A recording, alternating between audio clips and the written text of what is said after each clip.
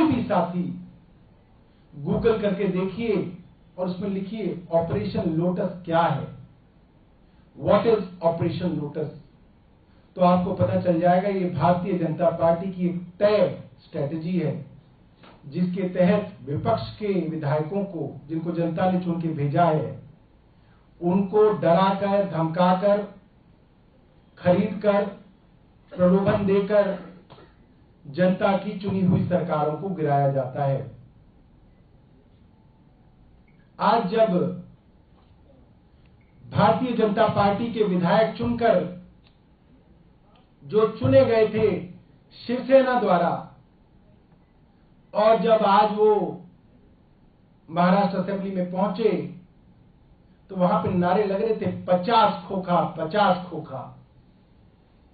ये आज भारतीय जनता पार्टी की प्रजातंत्र को देन है। आजादी के 75 साल बाद भारतीय जनता पार्टी का कंट्रीब्यूशन है 50 खोखा।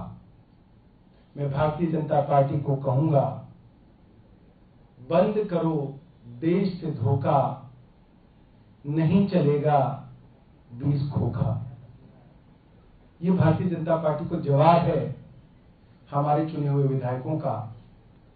और एक बहुत सीरियस क्वेश्चन मैं अपने पत्रकार मित्रों के सामने आज रखना चाहता हूं, और चाहता हूं कि देश, बुद्धिजीवी, इस देश की चिंता करने वाले लोग इस बात को जरूर सोचें, इस पे विचार करें।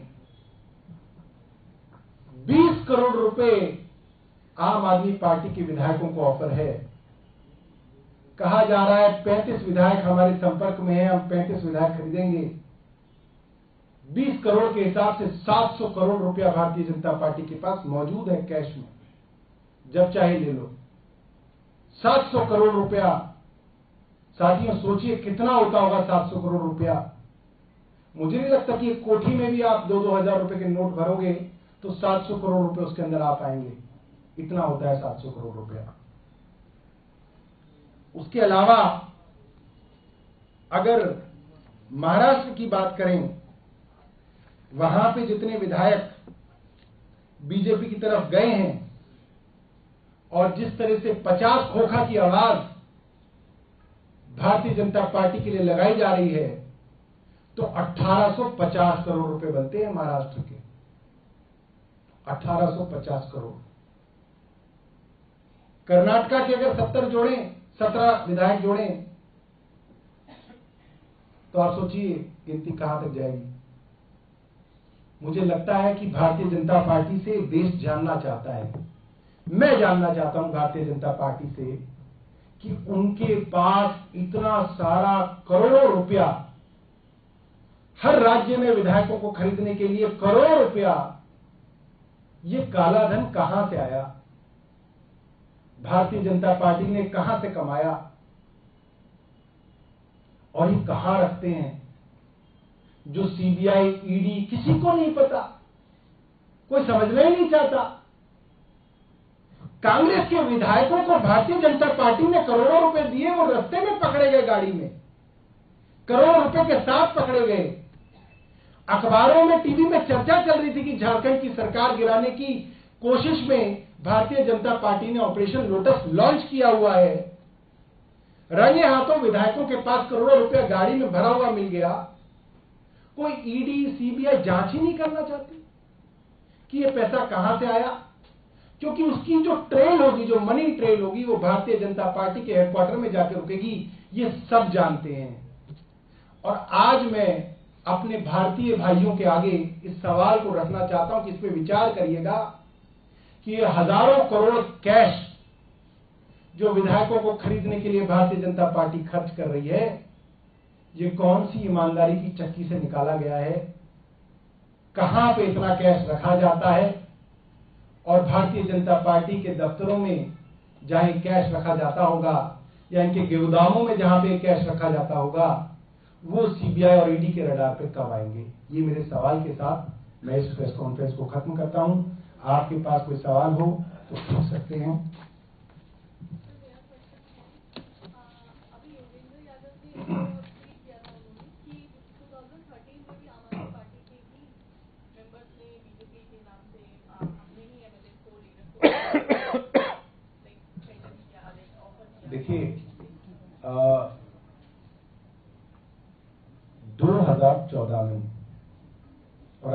डेट सही से याद है तो 8 सितंबर 2014 को भारतीय जनता पार्टी के उपाध्यक्ष शेर सिंह डागर, जो कि भारतीय जनता पार्टी से कई बार चुनाव लड़ चुके हैं, मैं व्यक्तिगत तौर पर उन्हें जानता हूं क्योंकि मेरे पड़ोस में शाहपुरजड़ गांव से आते हैं।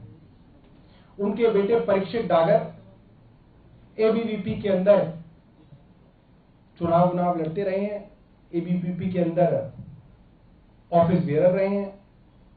मेरी भी कभी शाहपुरजट में सभा होती है तो वो अक्सर उसके अंदर कुछ ना कुछ जो है शैतानियां करते हैं, इसलिए मैं व्यक्तिगत रूप से उनके परिवार को जानता हूं, शेर सिंह डागर साहब के। और मुझे मालूम था कि वो इस कारस्तानी के अंदर लगे हुए हैं,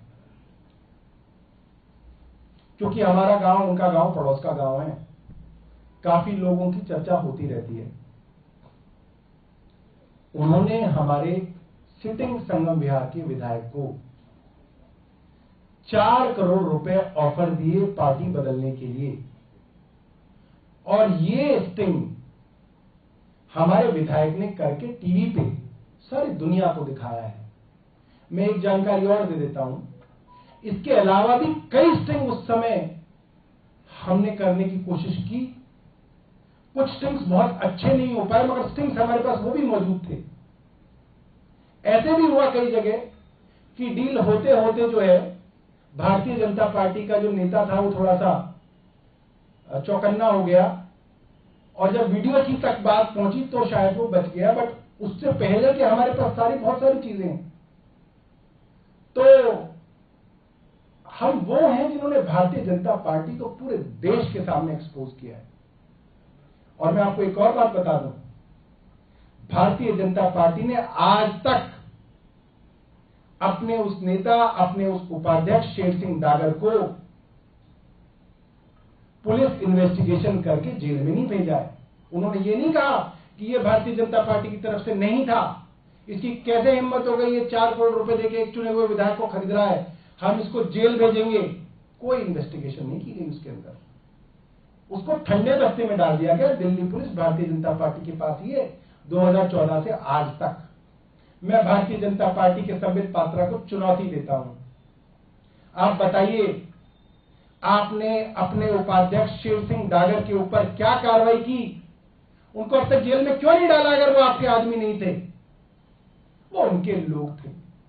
और मेरे को व्यक्तिगत जानकारी है इस चीज की कि वो इस तरीके का ऑफर कई लोगों को दे रहे थे, और उनके साथी भी कई लोगों को ऑफर दे रहे थे। मगर समस्या क्या है मैं आपको बताऊं, कई बार सामाजिक लोग होते हैं, आपकी रिश्तेदारियां होती हैं, आपके पुराने पारिवारिक मित्र होते हैं, उनको आपके पास भेजा जाता है, वो आपको आपका दोस्त बन के आपको ऑफर देते हैं और आपका हमदर्द बन के आपको थ्रेट देते हैं। इस तरीके का थ्रेट मैं आपको बताऊं कई अफसरों से भी मिल जाता है। कई अफसर आपके पास आके बैठते हैं कि सर आप इन सब चक्करों में मत पड़ो, क्यों इतनी प्रेस वार्ता कर रहे हो, सर आपको भी लपेटने का चल रहा है, जल बोर्ड में बहुत ढूंढ चल रही है। ये तरीका होता है, मैसेज दिलाए, केंद्र सरकार मैसेज देती है, हमें भी मिलते हैं मैसेज कि जल बोर्ड के अंदर बहुत ढूंढ मची हुई है, सर आप क्यों इतनी प्रेस वार्ता करते हो? हमने कहा ढूंढो ना, और भी ढूंढो, खूब जल बोर्ड में जो ढूंढना है ढूंढो। तो ये सब जो राजनीतिक लोग होते हैं उनको मालूम होता है, आप किसी भी राजनीतिक आदमी से बात करोगे तो वो बता देंगे कि हाँ इस तरीके से ही चलता है।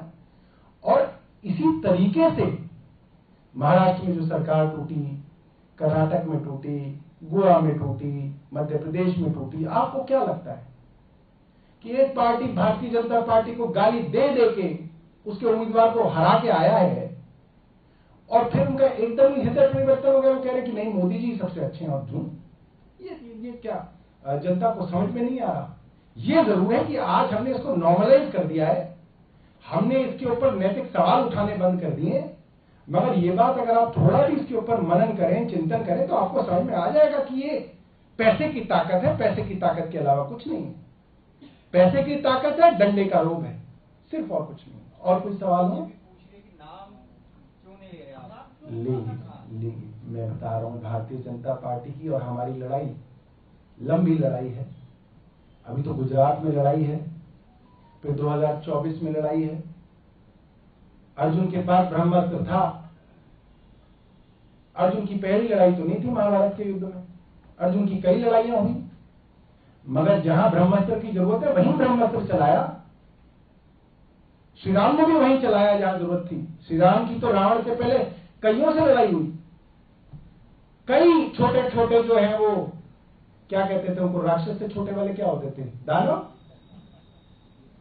खर, दूषण, रावण का बेटा अहिरावण, कई सारे थे। सूर्यप्रखा के ऊपर ब्रह्मास्त्र का प्रयोग नहीं किया भगवान राम ने। जब ब्रह्मास्त्र की जरूरत होगी तो ब्रह्मास्त्र चलेगा जरूर, ये मेरा वादा है आप लोगों से। लीगल अब देखिए, पता क्या, ये भारतीय जनता पार्टी के जो प्रवक्ता हैं, आप नहीं, भारतीय जनता पार्टी के जो प्रवक्ता हैं वो इतने बदमाश हैं। हम कहते हैं कि तुमने चोरी की, अच्छा चोरी की तो आप कोर्ट में क्यों नहीं चले जाते हमारे खिलाफ? हमारे पास यही काम है कि तुम्हारे खिलाफ कोर्ट जाते रहे। भाई कोर्ट वोट में कहा होता है, जहां इन्वेस्टिगेटिंग एजेंसी है, कोर्ट भी क्या करेगा? कोर्ट भी कहेगा कि इन्वेस्टिगेटिंग एजेंसी को कहेगा भाई आप जांच करो। इन्वेस्टिगेशन तो इन्वेस्टिगेटिंग एजेंसी ही करेगी। कोर्ट में हम कितना भी चले जाएं, कुल मिला के घूम फिर के इन्वेस्टिगेशन इसी पे आ रही है, तो इसीलिए कोर्ट वोट में नहीं जाते। मैंने आपको उदाहरण दिया ना, शेर सिंह डागर का क्या किया इन्होंने, कुछ नहीं। सर एक और सवाल है, कल एसडी ऑफिस से आते बताइए कि जो सीएम के ऑफिस से फाइल जाती है उसमें सीएम के दस्तखत नहीं होते हैं, और उन्होंने देख लिए और कर दी है, उन्होंने कहा इस पर फिर टकराव की स्थिति एलजी ऑफिस और सीएम ऑफिस। बीजेपी ये कह रही है कि जब सीएम ने दस्तखत ही नहीं करते हैं, क्या उन्होंने एक्साइज पॉलिसी वाली फाइल देखी भी थी? अब देखिए, मुझे नहीं पता। भारतीय जनता पार्टी कई तरीके के आरोप जो है आम आदमी पार्टी पे लगाती रही है, जैसे कि मुख्यमंत्री के पास कोई डिपार्टमेंट नहीं है। भारतीय जनता पार्टी के बहुत सारे मुख्यमंत्री ऐसे हैं जिनके पास डिपार्टमेंट नहीं है, ओवरऑल सुपरविजन का काम मुख्यमंत्री करते हैं। मैं नहीं जानता, राष्ट्रपति जानते होंगे, प्रधानमंत्री जी कितनी फाइलों पे खुद साइन करते हैं। मुझे पूरा यकीन है अपनी व्यस्तता के कारण प्रधानमंत्री जी भी बहुत सारी फाइलों पे साइन नहीं करते होंगे, और उनके अफसर अगर लिखते होंगे कि प्रधानमंत्री जी को ये बात दिखा दी गई है तो प्रोटोकॉल के तहत ये चीज मानी जाती होगी। मेरा पूरा यकीन है इस चीज का, और मुझे ये भी यकीन है कि इस तरह से कई मुख्यमंत्री कार्यालयों के अंदर ऐसा रहा होगा। एलजी साहब ने इस बात को कहा है, मुख्यमंत्री जी और एलजी साहब इस पर चर्चा कर लेंगे, जो सोल्यूशन होगा उसको निकाल लेंगे।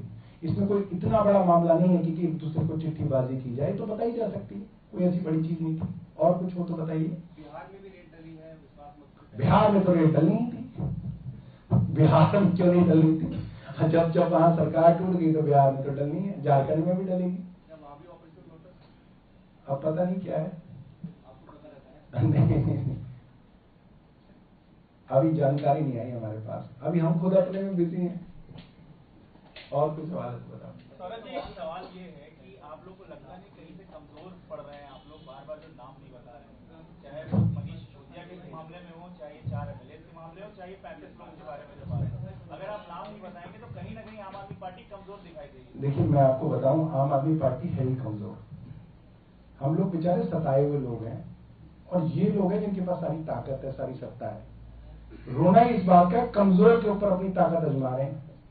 वहां चीन के ऊपर आजमाएं, भारतीय सेना तैयार है लड़ने के लिए, मोदी जी भारतीय सेना को जाने नहीं देते। हम कमजोर मिले हुए हैं, हमें पीट रहे हैं। सबसे छोटी पार्टी है, हम कह रहे तुम्हें नहीं छोड़ेंगे। हमने कहा ठीक है भैया, मत छोड़ना हमें। ये इनकी आदत है। और कमजोरों को जब जब दबाया जाता है तब तब भारत की जनता कमजोर के साथ खड़ी हो जाती है, और भगवान भी कमजोर के साथ ही खड़ा होगा। बट हम जो है कितने ही कमजोर हों, हम इनके आगे अपने घुटने नहीं टेकेंगे। हम लड़ेंगे, लड़के शहीद हो जाएंगे, इतिहास में नाम दर्ज करेंगे, मगर मोदी जी के आगे हम अपना सर नहीं झुकाएंगे। और कोई सवाल है? आज सारे सवाल पूछेंगे। असल में ये क्वेश्चन ही नहीं पूछना चाहिए कि और कोई सवाल है। लोग बैठे बैठे सोचते रहते कि अब ये पूछ लेते। अच्छा, आपका लास्ट है, ठीक है। शनिवार को जो प्रेस कॉन्फ्रेंस हुई थी आम जी। आदमी पार्टी की, सॉरी बीजेपी की, जिसमें परवेश वर्मा जी ने कहा था कि जो सीबीआई के सूत्र हैं वो हाँ। आप और संजय सिंह जी हैं, क्योंकि आप मनीष सिसोदिया की सीट हथियाना चाहते हैं। तो नहीं, मतलब कि सीबीआई से हम मिले हुए हैं। आपने बताया है सूत्र आप और हम, संजय सिंह मैं और संजय सिंह हैं जिन्होंने सीबीआई को बताया है। मनीष सिसोदिया जी को बताया। ठीक है, फिर तो अब इसका क्या जवाब दिया जाए? क्योंकि आप उनकी सीट हथियाना चाहते हैं। नहीं, मैं तो देखो किसी हथियार कैसे सकता हूँ, वो तो पार्टी के नंबर 2 नेता हैं। नंबर 2। अच्छा, मैं नंबर 2 बन जाऊँ उनके बाद? नहीं, इतना बड़ा नेता नहीं हूँ अभी मैं। और बताओ, असल में परवेश वर्मा जो है ना, मेरी पूरी सहानुभूति है उनसे, और मेरा ये मानना है कि परवेश वर्मा के जो पिताजी थे, हमारा गांव है चिराग दिल्ली, वहीं पे भगत सिंह कॉलेज है, उसमें लाइब्रेरियन थे और बहुत सज्जन आदमी थे साहिब सिंह वर्मा। उन्होंने बहुत इज्जत कमाई, हालांकि वो भारतीय जनता पार्टी में है, हम आम आदमी पार्टी में, मगर बहुत सारे लोग मिलते हैं जो उनके बारे में अच्छी बातें बोलते हैं। और उस समय के जाटों के सबसे बड़े लीडर्स में थे। पहले सज्जन कुमार होते थे जाटों के नेता, बट जब साहिब सिंह वर्मा आए तो जाटों के सबसे बड़े नेता बने और उन्हें बहुत इज्जत कमाई। प्रवेश वर्मा उनके नजदीक तक भी नहीं पहुंच पा रहे हैं, और इस तरीके का जो कर रहे हैं वो नहीं पहुंचेंगे। मेरी उनसे ये सलाह है, वो किसी और को ना फॉलो करें, वो अपने पिताजी को फॉलो करें, उनकी राजनीति को फॉलो करें, उनका कद राजनीति के अंदर बढ़ेगा। जो वो कर रहे हैं उससे नहीं बढ़ेगा, मेरी उनको सलाह है। क्योंकि मैं उनके पिताजी की बहुत इज्जत करता था, हमारे गांव में आसपास में जाटों में बहुत इज्जत आज भी है उनकी, तो मेरी उनको ये सलाह है।